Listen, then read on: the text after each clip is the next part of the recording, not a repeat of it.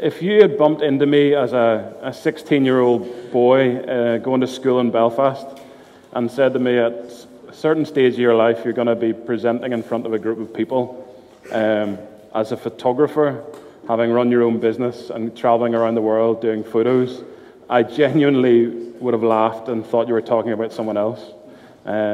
Photography entered my life at a late stage. It entered my life because the medium shifted. I'm a visual learner. I have to learn fast if I'm going to learn at all. So film photography was lost on me. The ability to process something fast, as soon as that came into play, photography came into my mind. And it has developed over time. I'm going to talk to you today briefly just about some of the experiences I've had and then tell you some of the stories and try and demonstrate them through some of the photos that I've taken. A famous, Dorothea Lange, a famous photographer, said, "A camera is a tool for learning to see without a camera." The ability to process life and see life as if you're taking snapshots as you go along. I find there's a massive shift in my dynamic whenever I'm tasked to take photos in the things that I observe and the things that I notice over when I'm just running through life at a fairly frantic pace. Normally on a day-to-day basis, you could either see me taking like wedding photos or crazy engagement photos when a couple want to get onto a river in a wakeboard. The best thing about this photo is I got loads of credit for it. It went around the world, went in loads of newspapers. I just sat at the back of a boat. The other guy did a somersault over his wife. I just press buttons or doing like headshots for professionals. But the most photos that I take are of my boys, Ruben and Ollie, and they're normally with my iPhone. So I'm not here to be a camera snob. Take photos with whatever form you do, but try and take as many as possible. I love those too. I'm not going to look at that, I'll start. Photography is massively powerful. We saw that on the 2nd of September this year when we either opened our phones or opened a newspaper or clicked on a website and saw a 3-year-old boy washed up on the beach in Turkey. That came at an interesting point for me because previously, a few months previous, I'd been out in the Bekaa Valley working with some Syrian refugees with Greg, documenting their lives and their stories in order to go into a campaign that I'll get onto later. Photography impacted me, and I got my first opportunity to travel out to Uganda in 2009 with Sherry, who's here. She was with me. I led a team of young people, and we went out there. And whilst I was out there, I got to witness some harsh realities.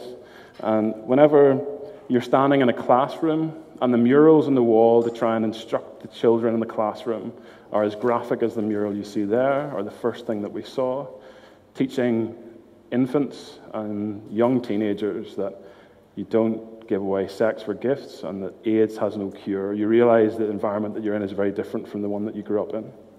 Or then you see a child walking around with a Bob the Builder t-shirt on and realize that the stuff that we throw away is then prized by people. And he walked around in this t-shirt not knowing who Bob the Builder was, more than likely because it was a donation to a charity shop, and you realize that quite often our waste is someone else's want. Or a schoolboy sitting outside a school whilst we're talking to them about the project that we were with, or going and documenting a grandmother in a rural village who used to collect all this manure and then give them out to local people.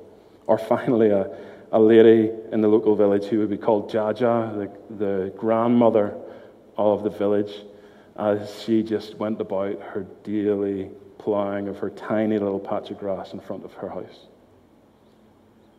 In 2014, I went back to Uganda, different project, took a team of people from all over the UK, leaders, to try and give them the experience of seeing what life was like in Uganda. When we see pictures of children sitting outside sewers, or you step into the hut of a woman who's working at the front of her hut, but also cooking for her family, and he's a 3-year-old taking a nap after his school, and you realize, again, life is just so different. Or when you go on this trip, I went and visited a rural community that we went and lived with for a while. There was no electricity or no running water. And there was this boy here. He was blind. His actions were recognized by me instantaneously. My granny's blind. And when you see someone who's blind work, you realize they have a way of doing things that sticks with you. The scar on his leg was an infection. And because in the community he was living in would have meant that he would have probably died from this infection if he wasn't going to get the sort of help needed.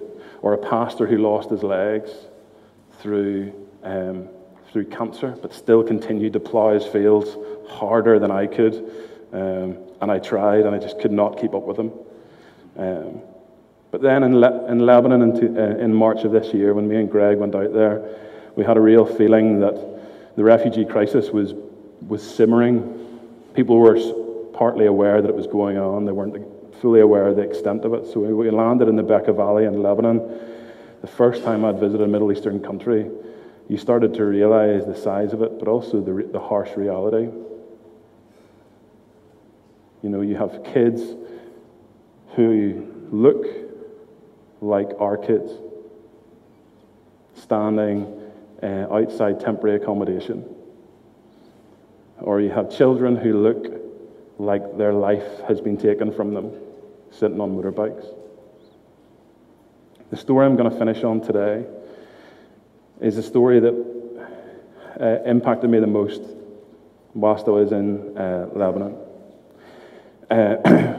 Obviously, the Syrian people speak Arabic. I do not speak Arabic. I speak basic English, never mind Arabic. And my translator was beside me, and I saw this lady next one, Susan.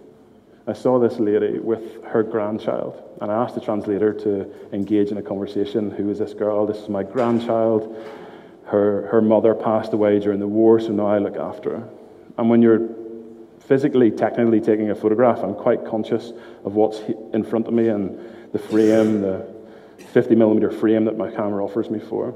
And off to the side of me, there was another boy. She gestured for him to come in. The translation was late coming through to me, and I continued to take photos.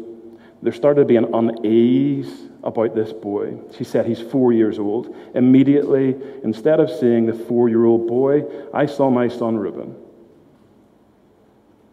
And when the grandmother says, tell him their story, tell them your story, he slowly crumbles. And as it's told to me latently, that he watched his father be slaughtered in front of him only months previous. Seeing the grief in people that are so young will live with me for an eternity. We continue to see stories, we continue to see faces of children as they mourned and dealt with the reality and the changing reality of what they were dealing with. I want to finish with a quote from one of my favorite photographers ever. He's a wartime photographer, a guy called Don McConnell. He says, photography for me is not about looking, it's feeling. If you cannot feel what you're looking at, you're not going to get others to feel anything of what they ask them to look in your photos. For me, photography is just a split-second shot of reality. Unfortunately, some of the reality that I've got to see has been harsh, but a reminder for all of us, not just to take life and do as much as you can with it, but to treasure it and treasure the ones around you and hold them dear.